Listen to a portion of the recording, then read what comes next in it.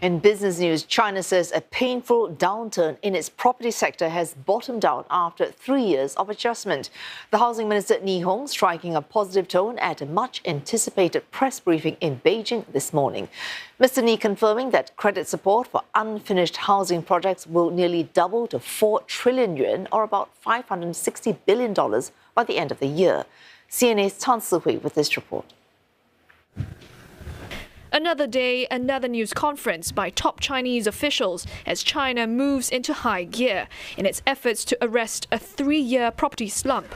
This one, led by Housing Minister Ni Hong, seeks to flesh out implementation details of measures to support the property market. 怎么做呢？主要抓2手，一手抓白名单，解决好项目的建设资金问题；一手抓交付进度，通过 压实地方政府、房地产企业、金融机构等各方的责任。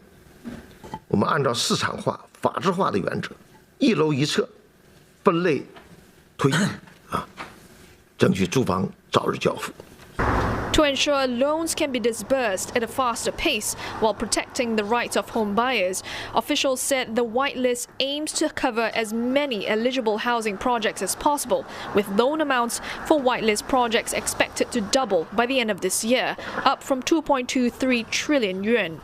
So far, other tools such as the 300 billion yuan re-lending facility to turn unsold homes into social housing have been slow in implementation, as China's real estate sector still grapples with a large inventory of unsold and unfinished projects. So analysts believe this will go some way in easing some of that pressure.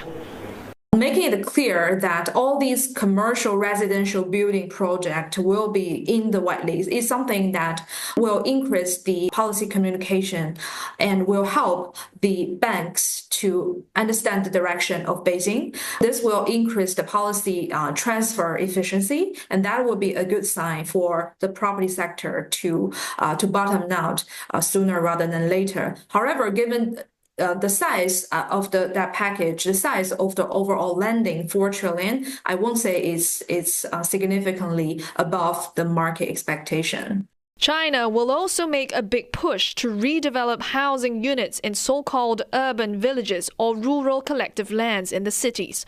Officials pledged to offer monetized resettlements for residents for an additional 1 million such homes.